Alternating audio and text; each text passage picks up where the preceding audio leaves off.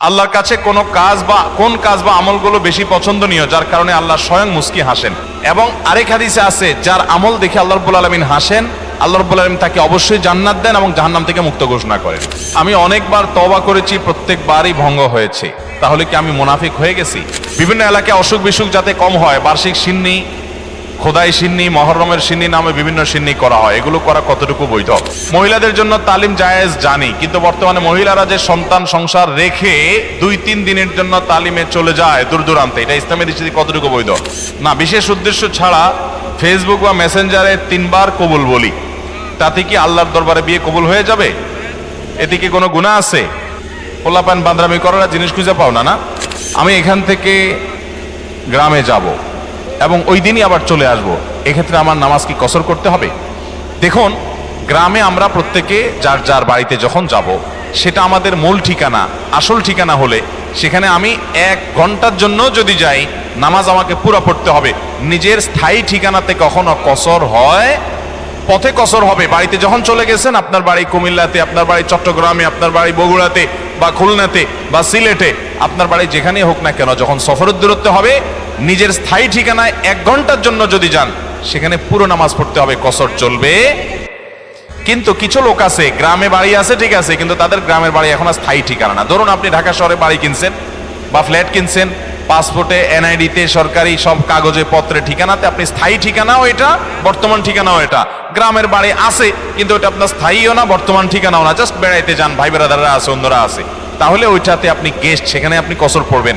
এবং এটা আপনার স্থায়ী এবং বর্তমান ঠিকানা হলে, অনেকে আছে বাড়িতে জমি জমা আছে, শুধুমাত্র থাকার ঘর বাড়িও নাই এবং ভাগযোগ হয়ে গেছে, সে শুধু গেস্ট হিসেবে যায়, ভাইদের মেহমান হয়ে যায়, তাহলে সে কসর পড়বে। আর না হলে স্থায়ী ঠিকানায় গেলে 1 ঘন্টার জন্য সে কি করতে হবে?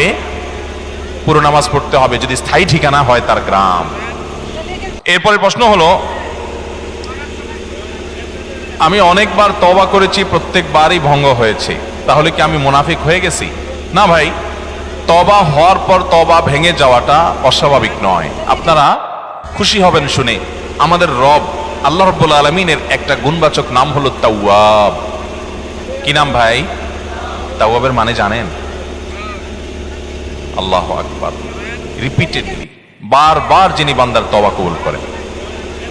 এই জন্য ভাই, একবার গুনাহ হয়ে গেছে, আল্লাহর কাছে তওবা করেছেন, চেষ্টা করছেন যে আর যেন না হয়, কিন্তু আবার শয়তান কাত করে ফেলে দিয়েছে, আবারও তওবা করে ফেলবেন এবং দুর্বল হবেন না। এখানে ইবলিস আপনাকে বলবে, তুই এতবার একই কাজ করে তওবা করছস আল্লাহর কাছে, আবার কোন মুখে তওবা করবি? থাক, বাদ দে। আপনার তওবা থেকে দূরে সরাবে। এটা হলো শয়তানের সবচেয়ে বড় অস্ত্র। কখনো নিরাশ হওয়া যাবে না। তওবা আগের বারের চাইতে পরের বারটা আরো স্ট্রং করবেন, যে ঠিক আছে আগের বারটা তওবা আমি দুর্বল ছিল, এটাকে আরো স্ট্রং করব, চেষ্টা করবো না ইনশাআল্লাহ।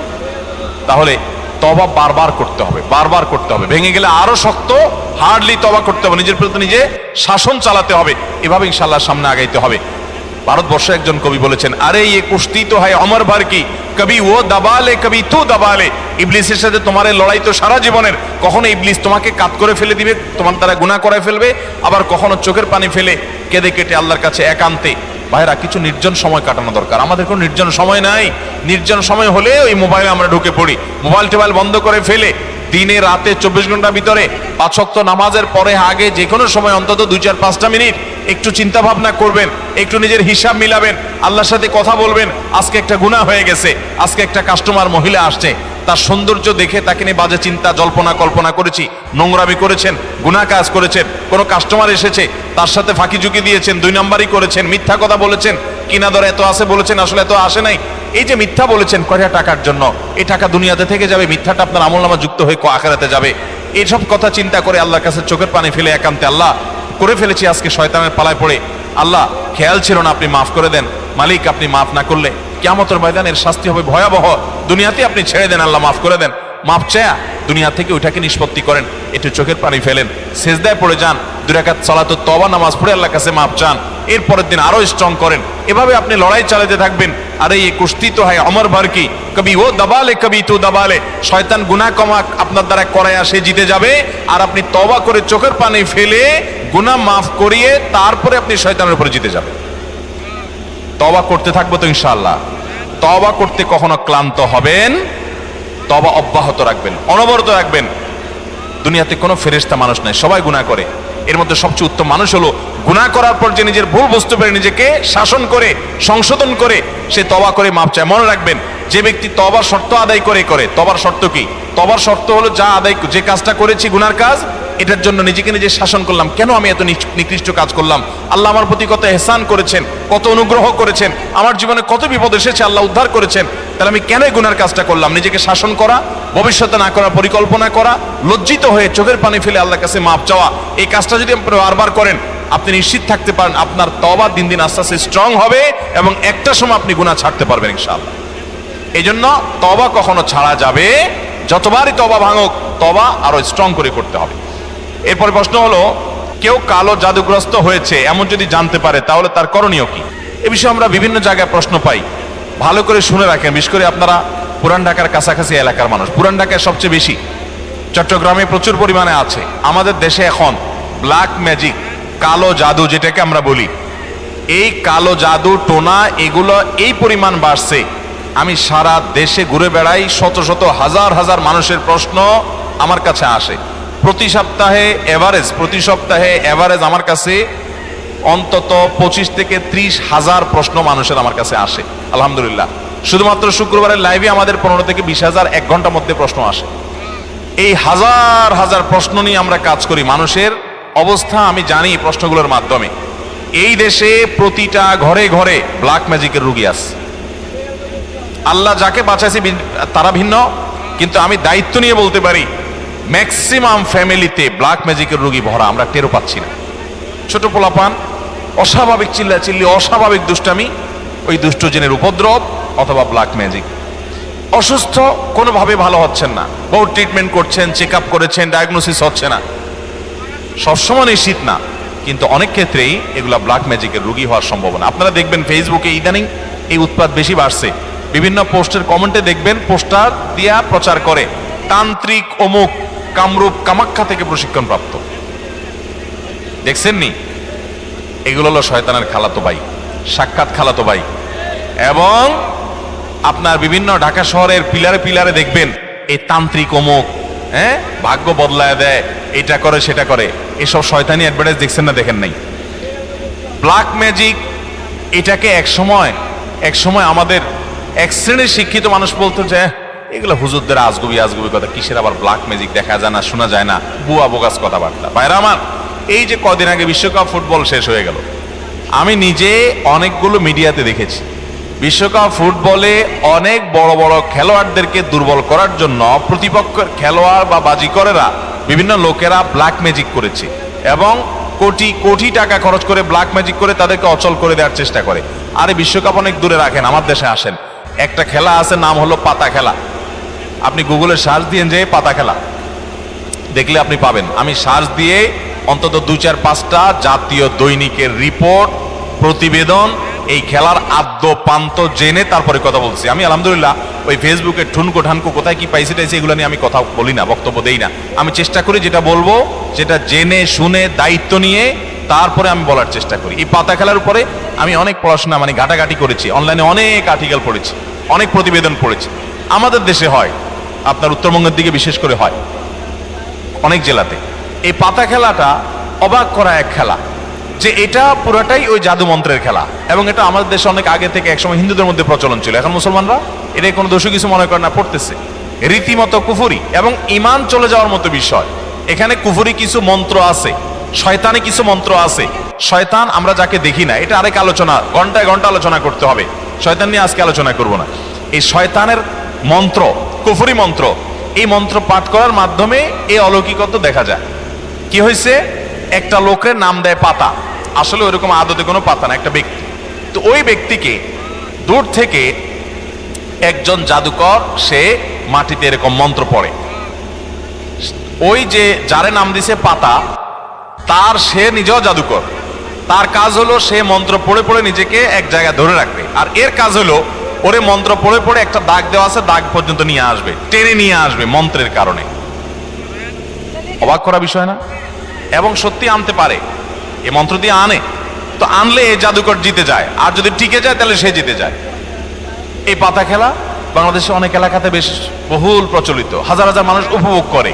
এই যে কুফরি কালাম, কুফরি কালাম পড়ে অনেক অলৌকিক কাজ করা যায়। একটা আস্ত সুস্থ মানুষ অসুস্থ হয়ে একদম কবর পর্যন্ত চলে যাবে, টেরও পাবেন না, ভয়াবহ রোগ হবে এই ব্ল্যাক ম্যাজিকের কারণে। কালো জাদু, এটা যে বললাম খেলোয়াড়দেরকে পর্যন্ত করা হয়। এটা আমাদের দেশে ঘরে ঘরে। আপনি বাঁচতে চান, নাম্বার 1, আপনার ঘরকে কোরআন দিয়ে আলোকিত করতে হবে। ভাইরা আমার, আমি বিভিন্ন সময় বলার চেষ্টা করি, আপনি ইমানদার হিসেবে, মুসলমান হিসেবে আপনার মধ্যে শয়তান মাঝে মধ্যে সন্দেহ ঢুকায় যে ইসলাম আসলে সত্য কিনা, না হুজুররা এসব বকওয়াস কথা বলে টলে। আপনার ইমানের মধ্যে যদি কোনো প্রকার সংশয় শয়তান সৃষ্টি করতে চায়, আমি আপনাকে দায়িত্ব নিয়ে আল্লাহর শপথ করে বলতে পারি, এই কোরআন হলো এমন এক জীবন্ত মিরাকল, জীবন্ত মুজিজা। এই কোরআনের অলৌকিকত্ব দেখার পর আপনি ঈমান আনতে বাধ্য হবেন। পৃথিবীতে যত বেঈমান মুসলমান হয়, যত কাফেররা ঈমান আনে, তাদের বেশিরভাগ দেখবেন এই কোরআন যখন নির্মোহভাবে আগাগোড়া পড়ে ফেলে, সে এর কাছে মাথা নত করা ছাড়া কোনো উপায় থাকে না। ওমর রাদিয়াল্লাহু তাআলা আনহুর মতো জাদ্রেল মানুষ যাচ্ছিলেন নবী করিম সাল্লাল্লাহু আলাইহি ওয়াসাল্লামকে হত্যা করার জন্য, বোনের বাসায় যায় দেখে বোন তেলাওয়াত করতেছে, আওয়াজ শুধু শুনছে, তেলাওয়াত শুনেই পাগল হয়ে গেছে। আরে এ তো সাধারণ কোনো কথা না, আকৃষ্ট হয়ে গেছেন। তরবারি হাতে নিয়ে নবী সাল্লাল্লাহু আলাইহি ওয়াসাল্লামের দরবারে চলে গেছেন। সাহাবীরা তো ঠেকাইতে আছে, নবী সাল্লাল্লাহু আলাইহি ওয়াসাল্লাম তো জানেন ওহী পাঠাইছে আল্লাহ তাআলা, বলে আসতে দাও, ঠেকাইও না। গেছে হত্যা করার জন্য, ঈমান নিয়ে ফিরে চলে আসছে কোরআনের কারণে। মুসলমানদের বাসা বাড়িতে আজকাল কোরআন তেলাওয়াত হয় না। আপনার বাসা বাড়িতে কোরআন তেলাওয়াত চালু করেন, আওয়াজ দিয়ে, উচ্চস্বরে, মনে মনে না, আওয়াজ দিয়ে কোরআন তেলাওয়াত চালু করেন, কোরআন পড়েন এবং অডিও চালায় রাখেন। ব্ল্যাক ম্যাজিক, দুষ্টজিনের উপদ্রব থেকে বাঁচার জন্য এটা মহা ঔষধ। বিশেষ করে একটা সূরা, সূরা বাকারা জোরে জোরে নিজেরা তেলাওয়াত করেন। তেলাওয়াত করতে পারেন না তো অডিও চালায় রাখেন। সূরা বাকারার তেলাওয়াত যত বেশি ভাষায় চালু করে রাখবেন, নবী সাল্লাল্লাহু আলাইহি ওয়াসাল্লাম হাদিসে বলা আছে দুষ্টজিন এবং শয়তান ভাষায় প্রভাব ফেলতে পারবে না। এক। দ্বিতীয় আমল, তাহলে কোরআন বেশি বেশি পড়বেন, বিশেষ করে সূরা বাকারা। দ্বিতীয় আমল হলো সকাল সন্ধ্যার দোয়া এবং জিকির, এগুলা নিয়মিত পড়বেন, এগুলা রক্ষা কবচের মতো কাজ দেয়। তৃতীয় আমল হলো ঘরের মধ্যে কোনো হারাম জিনিস রাখবেন না, ছবি টবি এটা সেটা রাখবেন না, এবং গুনাহমুক্ত রাখবেন বা ঘরকে। 4 নম্বর আমল হলো যতবার বাসায় ঢুকবেন বিসমিল্লাহ পড়ে ঢুকবেন, বের হওয়ার সময় বিসমিল্লাহ পড়ে বের হবেন। টয়লেটের দরজাগুলো বন্ধ রাখবেন, ঢুকতে বিসমিল্লাহ পড়ে ঢুকবেন, এই দোয়া পড়ে ঢুকবেন, বের হওয়ার সময় দোয়া পড়ে বের হবেন। খাওয়ার সময় বিসমিল্লাহ পড়ে খাবেন, প্রত্যেকটা কাজে বিসমিল্লাহ করবেন, শয়তান অংশগ্রহণ করতে পারবে না ইনশাআল্লাহ। আর বিশেষভাবে 3 কুল সকাল সন্ধ্যায়, কুল হুয়াল্লাহ, কুল আযুল ফালাক, কুল রাব্বিন নাস, 3 বার সকাল সন্ধ্যার আমলের মধ্যে এটা চলে আসছে। আলাদা করে এটা রাতে, সকাল সন্ধ্যায় বিভিন্ন সময় পড়বেন ইনশাআল্লাহ। বিদিন আল্লাহ তাআলা এই দুষ্টজিন এবং ব্ল্যাক ম্যাজিক থেকে বেঁচে থাকার তৌফিক দান করবেন। এরপরে প্রশ্ন হলো, আস-সুন্নাহ ফাউন্ডেশনের দেওয়া অফিস আসিফ হুজুরকে দিয়ে রুকিয়া করা হয়েছে, আপনি কি রুকিয়া করেন? না ভাই, আমি রুকিয়া করি না। তবে আমরা অনেক রাকিকে চিনি ব্যক্তিগতভাবে, কেউ চাইলে বলি ভাই অমুকের কাছে যান, বিভিন্ন রাকিরা আছে, আপনারা অনলাইনে খুঁজতে পারেন। বিভিন্ন এলাকায় অসুখ বিসুখ যাতে কম হয়, বার্ষিক সিন্নি, খোদাই সিন্নি, মহরমের সিন্নি নামে বিভিন্ন সিন্নি করা হয়, এগুলো করা কতটুকু বৈধ? অসুখ বিসুখ হলে আল্লাহর কাছে তওবা ইস্তেগফার করবেন, দোয়া পড়বেন এবং ডাক্তারের কাছে যাবেন। অসুখ বিসুখের জন্য দান সাদাকা করবেন। কিন্তু এই যে আপনার সিন্নি দেওয়া মানে হলো, ধরেন আপনার এই উপলক্ষে মিলাদের আয়োজন করলেন, নবী করিম সাল্লাল্লাহু আলাইহি ওয়াসাল্লাম বা সাহাবা একরাম কেউ এরকম অসুখ বিসুখ হলে, বিপদ আপদ হলে এরকম কোনো কাজ করতেন বলে আমাদের জানা নাই। বিধায় খেয়াল রাখতে হবে যে এগুলা কোনো সুন্নাহসম্মত আমল না। মহিলাদের জন্য তালিম জায়েজ জানি, কিন্তু বর্তমানে মহিলারা যে সন্তান সংসার রেখে 2-3 দিনের জন্য তালিমে চলে যায় দূর দূরান্তে, এটা ইসলামের দৃষ্টিতে কতটুকু বৈধ? এটা সম্পূর্ণ অবৈধ কাজ।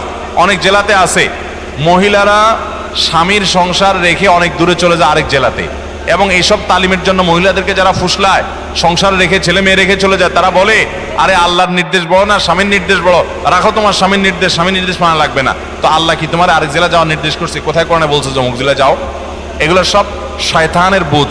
স্বামী অথবা বাবা, বড় ভাই, অভিভাবকের নির্দেশ বাদ দিয়া মাহরাম ছাড়া যদি আরেক জেলা সফর করে, আরে মাহরাম ছাড়া তো হজ করা পর্যন্ত জায়েজ নাই। এক সাহাবী জিহাদে যাবে নবী সাল্লাল্লাহু আলাইহি ওয়াসাল্লামের সাথে, নবী সাল্লাল্লাহু আলাইহি ওয়াসাল্লাম যখন শুনছেন ওনার স্ত্রী হজ করতে যাবে, বলছেন যে তোমার জিহাদে যাওয়া লাগবে না, যাও তোমার স্ত্রীর সঙ্গ দাও, কারণ তার সফরে মাহরাম হিসাবে তুমি তার সাথে থাকতে হবে। বিধায় এই তালিমের নামে এক জেলা থেকে আরেক জেলা মাহরাম ছাড়া যদি এরকম যায়, তাহলে সেটা জায়েজ হবে না, গুনাহ হবে। এরপরে প্রশ্ন হলো, ভুল করে বা রাগের মাথায় যদি কসম করি, কিন্তু পরে দেখা গেল আমি যেটা কসম করেছি যে আমি এটা কখনোই করব না, কিন্তু সেই কাজটা আমি বাধ্য হয়ে করে ফেললাম, তাহলে এই ক্ষেত্রে আমার করণীয়? এই ক্ষেত্রে আপনার করণীয় হলো কাফারা দিবেন। কসমের কাফারা হলো হয় 10 জন মিসকিনকে খাদ্য দান করবেন, আর না হলে 3 দিন রোজা রাখবেন। বাস, তাহলে কসমের কি হয়ে যাবে? কাফারা হয়ে যাবে। আল্লাহর কাছে কোন কাজ বা আমলগুলো বেশি পছন্দনীয় যার কারণে আল্লাহ স্বয়ং মুস্কি হাসেন? আল্লাহ রাব্বুল আলামিনের হাসিটা তার শান অনুযায়ী কেমন সেটা আল্লাহ ভালো জানেন। তবে হাদিসে বিভিন্ন বর্ণনা থেকে আসে যেটি হয়, বিশেষ করে শীতের সময় যখন কনকনে ঠান্ডা শীত উপেক্ষা করে কেউ যখন উঠে নামাজে দাঁড়িয়ে যায়, নবী করিম সাল্লাল্লাহু আলাইহি সাল্লামের হাদিসে লেখা আছে যে আল্লাহ রাব্বুল আলামিন বান্দার এই আমলটা দেখে হেসে দেন। এবং আরেক হাদিসে আছে যার আমল দেখে আল্লাহ রাব্বুল আলামিন হাসেন, আল্লাহ রাব্বুল আলামিন তাকে অবশ্যই জান্নাত দেন এবং জাহান্নাম থেকে মুক্ত ঘোষণা করেন। এজন্য শীতের দিনে ফজরের নামাজ, তাহাজ্জুদের নামাজের গুরুত্ব অন্য সময়ের চাইতে অনেক বেশি। আমি একজন যুবক, আমরা অনেক সময় মজার ছলে বা বিয়ের উদ্দেশ্যে না, বিশেষ উদ্দেশ্য ছাড়া ফেসবুক বা মেসেঞ্জারে 3 বার কবুল বলি। তাতে কি আল্লাহর দরবারে বিয়ে কবুল হয়ে যাবে? এতে কি কোনো গুনাহ আছে? পোলাপান বান্দরামি করার জিনিস খুঁজে পাও না? অনেক পোলাপান এগুলো করে। এমনকি এই যে নাটক সিনেমাতে অনেক সময় অভিনয়ের অংশ হিসাবে এগুলো করে না অভিনেতারা? এদের মধ্যে কেউ যদি মুসলমান হয়, কারোর যদি আল্লাহর প্রতি বিশ্বাস না থাকে তার কথা ভিন্ন হয়, বেঈমান নিয়ে আমাদের আলাপ নাই। যে মুসলমান, যে আল্লাহর প্রতি ঈমান আছে, তার জানতে হবে নবী করিম সাল্লাল্লাহু আলাইহি সাল্লাম বলেছেন সালাতুন জিদ্দুহুন্না জিদ্দুন ওয়া হাজলুহুন্না জিদ্দুন। 3টা বিষয় সিরিয়াসলি করলে যা হবে, দুষ্টুমি, রসিকতা, অভিনয়, মজা করে করলে তা হয়ে যাবে কাহিনী বড় খতরনাক, বড় জটিল। অতএব আপনি দোস্ত দুষ্টামি করে কোনো ক্লাসমেট মেয়েকে বললেন অন্য 2-3 দোস্তের সামনে যে আমি ওরে বিয়ে করলাম, হ্যাঁ, এবং সেও অ্যাডাল্ট, আপনিও অ্যাডাল্ট, 2 জন সাক্ষীও আছে। আর বিশেষ করে নাটকে যেটা হয় যে অভিভাবক অনেক সময় থাকে, যদি সত্যিকারের অভিভাবক থাকে ওখানে তো সব বকওয়াস অভিভাবক। মেয়েদের তো বিয়ে অনেক আমাদের মধ্যে মেয়েদের বিয়ে অভিভাবক ছাড়া হয় না, কিন্তু হানাফি মাযহাব অনুযায়ী অভিভাবককে জরুরি না, যদি অ্যাডাল্ট হয়ে যাবে তাহলে সেক্ষেত্রে হানাফি মাযহাবের আলোকে এই বিয়ে হয়ে যাবে। 2 জন সাক্ষীর সামনে শুধু বলছেন প্রস্তাব, সে বলছে কবুল, দুষ্টামি করে বলছেন, বস কাহিনী খতম হয়ে গেছে। কথা বুঝেন নাই? খুব জটিল একটা বিষয়। ঠিক তালাকের বিষয়টাও এরকম। আপনি বলবেন যে হুজুর আমি তো আসলে তালাকের উদ্দেশ্যে বলি না, আমি তো ভয় দেখানোর জন্য বলছিলাম, কাম হয়ে যাবে, এরপর আর এসব বলে লাভ হবে না। অতএব এগুলো সাবধানে করতে হবে। আল্লাহ আমাদেরকে এই সমস্ত বিষয়, হেয়ালিপনা, দুষ্টমি, এগুলো থেকে বেঁচে থাকার তৌফিক দান করুন। সব জায়গায় ফাজলামি না। আমাদের নবী হযরত মুহাম্মদ সাল্লাল্লাহু আলাইহি সাল্লামকে না সৃষ্টি করলে নাকি আল্লাহ তাআলা কোনো কিছু সৃষ্টি করতেন না। এটা কতটুকু সত্য? এরকম একটা হাদিস আছে, কিন্তু সেই হাদিসকে মুহাদ্দিসগণ, হাদিস বিশারদ, বিশ্লেষকগণ এই হাদিসকে জাল হাদিস হিসাবে চিহ্নিত করেছেন। এর সনদ বিশুদ্ধতার সূত্রে বর্ণিত নয়। লাউলা খুলিকতু লামা খুলিকাতিল আফলাক। নবী সাল্লাল্লাহু আলাইহি সাল্লাম যদি সৃষ্টি না হতেন আসমান জমিন সৃষ্টি হতো না। ভাইরা আমার, নবী সাল্লাল্লাহু আলাইহি সাল্লামের মর্যাদা বলার জন্য মিথ্যা হাদিস বলার কোনো দরকার নাই। আল্লাহ তাআলা তার নবী সাল্লাল্লাহু আলাইহি সাল্লামকে, তার হাবিবকে এমনি মর্যাদা দিয়েছেন, তার জন্য ভুয়া হাদিস বানানোর কোনো দরকার। তিনি সকল নবী রাসূলদের মধ্যে শ্রেষ্ঠ। তাকে আল্লাহ মেরাজে ডেকে নিয়ে সম্মানিত করেছেন। তাকে আল্লাহ তাআলা কিয়ামতের ময়দানে হাউজে কাউসার দান করবেন। তার শাফাআত হবে সবচেয়ে বড় শাফাআত, শাফাআতে কুবরা। তাকে আল্লাহ তাআলা কত মর্যাদা দিয়েছেন। অতএব ভুয়া ভিত্তিহীন হাদিস বলার দরকার নেই। বুখারীর হাদিসে আসছে, তিনি বলেছেন লা তুতরুনি কামা আতরাতিন নাসারা ইবনে মারইয়াম। খ্রিস্টানরা ঈসা আলাইহিস সালামের মর্যাদা বেশি বলতে গিয়ে ওনাকে আল্লাহ সন্তান বানায়া ঈমান হারা হয়ে গেছে। তোমরা আমার মর্যাদা বলতে গিয়ে এরকম সীমা লঙ্ঘন করবা না। এরপরে প্রশ্ন হলো, মোজ ধোয়া পানি পান করলে নাকি হারাম হয়, আসলে হাদিসে এমন কিছু আছে কিনা? মোজ ধোয়া পানি খেলে বা মোজ লাগলে কোনো কিছু খেতে গেলে সেটা হারাম বলে হয়। হারাম তো পরের কথা, অনেকে বলে মাকরু। হারামও হবে না, মাকরুও হবে না।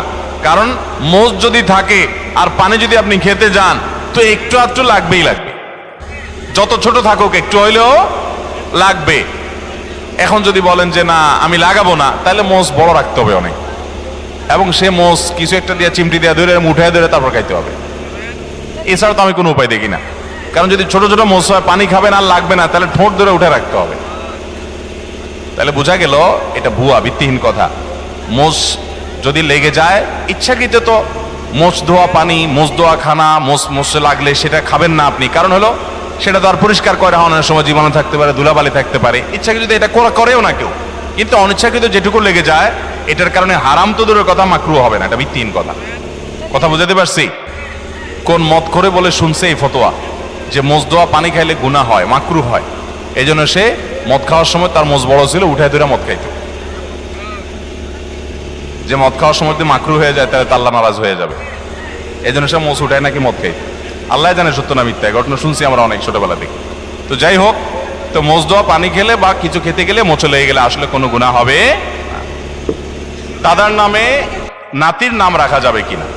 দাদার নামে নাতির নাম তো পরের কথা, বাপের নামেও পোলার নাম রাখা যাবে, কোনো অসুবিধা নাই। আমাদের দেশে সবাই ইউনিক নাম খোঁজে, ইউনিক, টল্টু, বল্টু, নান্টু, পিন্টু, গিন্টু, হ্যাঁ, গেংটু, কি আজিব আজিব নাম খোঁজে সব। আরে ভাই, সবাই বলে ইউনিক নাম লাগবে, আনকমন না লাগবে কেন? আমরা আনকমন নাম লাগবে কেন? শুনেন, সৈয়দ আবুল হাসান আলী নদভী রহমতুল্লাহ আলাই ভারতবর্ষের সবচেয়ে বড় আলেমদের একজন ছিলেন এবং মুসলিম বিশ্বের নোবেল খ্যাত কিং ফয়সাল অ্যাওয়ার্ড পুরস্কার, এটা সারা বিশ্বে, বিশেষ করে এই ভারতবর্ষে অল্প কয়েকজন মানুষ পাইছে, এর মধ্যে উনি একজন ছিলেন। অনেক বড় পণ্ডিত মানুষ ছিলেন, সারা ওয়ার্ল্ডের বড় বড় ইউনিভার্সিটি, অক্সফোর্ডের মতো ইউনিভার্সিটি, বড় ইউনিভার্সিটিগুলোতে অতিথি লেকচার হিসেবে তিনি লেকচার দিতেন এবং মদিনা ইউনিভার্সিটির উপদেষ্টা পরিষদে ছিলেন অনেক শুরু থেকে, অনেক বড় ব্যক্তিত্ব ছিলেন সৈয়দ আবুল হাসান নদভী রহমতুল্লাহ আলাই। এ আল্লাহর বান্দা, তার পরিবারে কয়েকজন বাচ্চার নাম, কয়েক ভাই, একই ফ্যামিলিতে কয়েকটা ছেলে হয়েছে, সবগুলোর নাম রাখছে মোহাম্মদ। তাহলে একটা মুসিবত না? 4 ভাইয়ের নাম যদি মোহাম্মদ হয়, কোন মোহাম্মদ ডাক দিলে কোন মোহাম্মদ আসবে? এই জন্য পার্থক্য করার জন্য নাম দিচ্ছে মোহাম্মদ আউয়াল, মোহাম্মদ সানি, মোহাম্মদ সালেস, মোহাম্মদ রাবে, অর্থাৎ মোহাম্মদ ফার্স্ট, মোহাম্মদ সেকেন্ড, প্রথম মোহাম্মদ, দ্বিতীয় মোহাম্মদ, তৃতীয় মোহাম্মদ। ও, তৃতীয় মোহাম্মদ বললে একজন আসে, চৌথ মোহাম্মদ আসলে আরেকজন আসে। এটা বলার উদ্দেশ্য হলো যে একই নাম, আমাদের দেশে অনেকে আমরা নাম চাই, হুজুর একটা নাম দেন, তো বলি ভাই সবচেয়ে উত্তম নাম আব্দুল্লাহ, আব্দুর রহমান হাদিসে আসছে, সবচেয়ে সুন্দর নাম কি নাম? আব্দুল্লাহ। এবং কিয়ামতের মধ্যে মানুষকে নাম ধরে ডাকা হবে, পোলার নাম টল্টু রাখবেন, তো আপনাকে আল্লাহ তাআলা ডাকবেন, ও টল্টুর বাপ আসো। কেমন লাগবে জিনিসটা? আল্লাহর বান্দা, নামের মধ্যেই তাওহীদ, নামের মধ্যেই ঈমানের শিক্ষা থাকবে। আল্লাহর বান্দা আব্দুল্লাহ, আব্দুর রহমান। তো অনেককে নাম দিলে বলে কি, ভাই এটা আমাদের ফ্যামিলিতে আছে। কার নাম? বলে আমার বোনের ননদের ছেলের নাম, বোনের ননদের ছেলের নাম। তো তোমার বোনের ননদের ছেলে আর এই ছেলে জীবনে কয়বার একত্র হবে? এসব বকওয়াস চিন্তা করতে মাথায় আসে। এমনকি কাছাকাছি ফ্যামিলি থাকলে অসুবিধা নেই, ভালো নামগুলো দেখে দেখে রাখতে হবে। যাই হোক, বাপের নাম এবং ছেলের নাম পর্যন্ত আরবে অনেক দেশে এক নাম আছে। তো দাদার নামে নাতির নাম রাখাতে কোনো অসুবিধা, আবার মেয়ের নাম মায়ের নামে রাখতেও কোনো অসুবিধা। অনেকে রাখে না, এটাকে ভিন্ন চিন্তা। সেটা হলো যে মেয়েকে নাম ধরে ডেকে, কথার কথা মায়ের নাম ফাতেমা, এখন মেয়ের নামও যদি আমি ফাতেমা রাখি, তাহলে একসময় বলবো ফাতেমা এদিকে কেন করছিস বেয়াদব ফাতেমা কোথাকার, তখন মার প্রতি অসম্মান হয় কি? এরকম ভক্তি কোথায় চলে গেছে চিন্তা করছেন? এটা বলে অতিরিক্ত সতর্ক থাকা। ওই যে একটা গল্প শুনছিলাম একবার, যে এক লোক সেলাই করতেছে, জামা কাপড় কিছু একটা সুই দিয়ে সেলাই করতেছে। তো এরকম সে নিচে সেলাই করতেছে, জানে সেলাইয়ের দোকান আছে, কেউ সেলাই করে। আরেকজন দোতলায় শুয়ে রয়েছে, তো দোতলায় সে ফ্লোরে শুয়ে রয়েছে, তো একটু পরপর সে মাথা উঠে ফেলা এরকম। তো আরেকজন বলে এরকম কেন করো? বলো যে নিচে সেলাই করতেছে এরকম করে, সতর্কতার মাইন্ড নেই, যদি মাথা লেগে যায়। অতি সতর্ক হইতে হইতে কোন লেভেলে গেছে চিন্তা করছেন? যদি এরকম কেউ করে পাগলামি, তো সেটা যেরকম হাস্যকর হবে, ঠিক এটাও এরকম হাস্যকর হবে। আপনার ছেলের জন্য, আপনার মেয়ের জন্য সুন্দর নাম রাখবেন। আপনি অতিরিক্ত সতর্ক হয়ে, আমি মেয়ের নাম যদি ফাতেমা রাখি, আমার মার নামও ফাতেমা, তাহলে মেয়েরে ফাতেমা বলে এসে যদি কখনো বকাঝকা দিই, তাহলে আমার মার নাম, মার প্রতি বেয়াদবি হবে। এত ভালো ভালো না, এটা অতিরিক্ত ভালো, অতিরিক্ত ভালো ভালো না। অতএব মা বা বাবার নামে ছেলে বা মেয়ের নাম রাখাতে কোনো অসুবিধা নাই। এবারের হজের খরচ গত বছরের চেয়েও অনেক বেশি, এটা কি স্পষ্ট জুলুম নয়? ভাইরা আমার, হজের খরচ গত বছর ছিল স্মরণকালের সবচেয়ে ভয়াবহ খরচ। আমি নিজেও গেছি, 6 লাখ টাকা প্রায় লেগে গেছে। এবছর হলো প্রায় 7 লাখ, 6 লাখ 80 না 75,000, 83,000, তাহলে 7 লাখের মতো প্রায়। গত বছর ছিল প্রায় 6 লাখের মতো। এই যে পার্থক্যটা হয়েছে, এটা মূলত রিয়াল ডলারের দাম বাড়ার কারণেই হয়েছে। কারণ হলো গত বছর হজের সময় রিয়ালের দাম ছিল 24 টাকা, 23 টাকা, এরকম 22, 23, 24 এই রেঞ্জের মধ্যে ছিল। এই বছর রিয়ালের দাম কত এখন? 28, 29, 30 টাকা। 5 টাকা করে রিয়ালের প্রতি যদি দাম বাড়ে, সবকিছুই তো সেখানকার খরচ। অতএব বিশাল বড় একটা অংশ এখানে বেড়ে গেছে। এটা একটা বাস্তবতা। তবে সৌদি গভর্নমেন্টের কাছে আমাদের আবেদন থাকবে যে তারা হজের ক্ষেত্রে যেন আরেকটু দয়া এবং মায়া প্রদর্শন করে। কারণ মুআল্লিম ফি যেটা অন্য সময় সামান্য ছিল, সেটা গত বছর মাঝে 2-3 বছর করোনা গেল, গত বছর সেটা ডাবল না জানি ট্রিপল কয়েক গুণ সেটা বাড়াই দিস। আমি গত বছর হজে যাওয়ার সময় চিন্তা করছি যে যেটা বোধ হয় 2000-এর নিচে ছিল ওইটা 5000-6000 টাকা, 6000 রিয়াল, টাকা না, সৌদি রিয়াল, তার মানে 1 লাখ প্লাস। এটা মুআল্লিম ফি। তো মুআল্লিম ফি যেটা নিচে মক্কা মিনা মুজদালেফাতে সার্ভিস দেয় সেটার ফি, ঠিক আছে, এটা নিতে হবে, খরচের টাকা বুঝলাম। তো আগে যেটা ছিল ধরেন 2000-এর ঘরে, সেটা হঠাৎ করে 6-7 হাজারের ঘরে চলে গেল, 3 গুণ, এত বেশি, এত হাজার রিয়ালের ঘরে চলে গেল। আমি মনে করছি এবার বোধ হয় হজে নিয়ে জামাই আদরে রাখবে মনে হয়, এত টাকা যেহেতু নিছে তাহলে বোধ হয় খুব আদর যত্ন করবে। তা আমি দেখলাম না, আদর যত্ন কিছু না, হাজি এমনি কম নিছে সেজন্য একটু ফ্রি আছে, শুধুমাত্র মিনা মুজদালেফা আরাফাতে টয়লেটের নিচে স্ল্যাব বসাইছে যেটা আগে প্লাস্টিকের ছিল, ব্যাস। আমি আর দৃশ্যমান কোনো পার্থক্য দেখলাম না, বাস এটার কারণে। বা আর যেগুলো আছে সেগুলো উল্লেখযোগ্য এমন আহামরি কিছু না, মানে এটার কারণে অন্তত 3 গুণ টাকা বৃদ্ধি হবে বা 3-4 গুণ হয়ে যাবে, অনেক গুণ বৃদ্ধি হয়ে যাবে, এরকম কোনো বিষয় না। এরপরে আসুন বিমান ভাড়া সম্ভবত এবছর কত, 2 লাখ বোধ হয়, 2 লাখের মতো ধরছে। কল্পনাই করা যায় না, যারা বিভিন্ন দেশ সফর করেন তারা জানেন নর্মাল সময়ে এখান থেকে জেদ্দা আসা যাওয়া যেই ভাড়া হয় হজের সময় তার ডাবল দিতে হয়। এটা যৌক্তিক, ডাবল দিতে হয় যে এটা যৌক্তিক, কারণ যে বিমানগুলো স্পেশালি হাজিদেরকে নেওয়ার জন্য আসে এগুলো খালি আসে, আবার হাজিদেরকে নিয়ে চলে যায়, আবার নামায় দিয়ে খালি চলে যায়। কারণ হজের সময় যে ধরেন 50,000, এবছর হয়তো আর অনেক বেশি যাবে, ধরেন 1 লাখ হাজি গেল, তো 1 লাখ হাজি হঠাৎ করে যাচ্ছে বাংলাদেশ থেকে সৌদি প্রবাসীদের আসা যাওয়ার জন্য রুটিন বিমান আছে, সেগুলো যদি 1 লাখ লোক হঠাৎ করে যাচ্ছে তাদের নিতে পারবে না, আলাদা বিমান দরকার হয়, ডেডিকেটেড বিমান লাগে, আরো অনেক ব্যাপার স্যাপার আছে, তো আলাদা করে হাজি সাহেবদেরকে নিতে হয়, আনতে হয়, সেজন্য ডাবল খরচ নিতে হয়। তো ডাবল খরচ যদি হয় তো সেটাও 2 লাখ টাকা, 2 লাখ প্লাস বা 2 লাখের কাছাকাছি হওয়ার কথা না। এক্ষেত্রে থার্ড ক্যারিয়ারকে সুযোগ দেওয়া যেতে পারে। সেক্ষেত্রে যদি টেকনিক্যাল সমস্যা হয় তাহলে বিমান ভাড়া সহনশীল হতে পারে। এমনকি ওমরার বিমান ভাড়া পর্যন্ত 1 লাখ, 1 লাখ প্লাস। আপনি এমনি সৌদি প্রবাসীরা আসা যাওয়া করে জিজ্ঞেস করেন ভাড়া কত, খুব আহামরি কিছু না, অনেক কম তার চাইতে। তো এই যে হজের খরচ, সেটা সহনীয় পর্যায়ে করা উচিত। এবং আমাদের সরকারের কাছে আমাদের দাবি থাকবে যে ক্রান্তি, নানা সময় অর্থনৈতিক অনটন থাকে, ঠিক আছে, ভারতের মতো দেশ যেখানে হিন্দু প্রধান দেশ, সেখানেও হজে ওমরাতে যথেষ্ট পরিমাণ সহনশীল রেট থাকে এবং ভর্তুকি দেওয়া হয় অনেক দেশেই। তো আমাদের দেশে হাজিদের জন্য অনেক কাজে তো ভর্তুকি দেওয়া হয়, যারা আল্লাহর ঘর হজ করতে যাবে তাদের জন্য ভর্তুকি দেওয়া যেতে পারে। তবে এখানে যে খরচটা হচ্ছে সব খরচটা সবগুলো বেশিরভাগই সৌদি আরবেই হয়, বেশিরভাগ কি 99%ই সৌদি আরবের খরচ, আমাদের দেশে খরচ নাই বললেই চলে। বিধায় রিয়ালের দাম বাড়ার কারণে আসলে অনেক বেশি বেড়ে গেছে। এই জন্য ভাইরা বলি, যারা হজ পিছাইছেন, অনেক লোক আছে এই মজলিসে, বহু লোক আছে আমি জানি, যাদের আজ থেকে 7 বছর 8 বছর আগে হজ করার ক্ষমতা ছিল, তখন 3 লাখ, 3.5 লাখ, 4 লাখ টাকা হজ করা যেত, কিন্তু করেন নাই, পিছাইতে এখন 7 লাখে আসছে। এক সময় যদি 14 লাখে যায়, আর তখন যদি বলেন আমার কাছে এত টাকা নাই, আপনি আল্লাহর কাছে দায়মুক্ত হবেন না। কারণ যখন কম ছিল তখন তো আপনার পরে হজ ফরজ ছিল, আপনার টাকা ছিল, আপনি কেন করেন নাই? এই জন্য নবী সাল্লাল্লাহু আলাইহি ওয়াসাল্লাম বলেছেন, কারণ হজ ফরজ হলে সে যেন বিলম্ব না করে, যদি সে বিলম্ব করে সে জানে না পরবর্তীতে কি হবে, কি দুর্ঘটনা হবে। এই জন্য হজ ফরজ হলে বিলম্ব করবো না ইনশাআল্লাহ। ভাইরা আমার, আর কথা বলতে চাই না, রাত অনেক।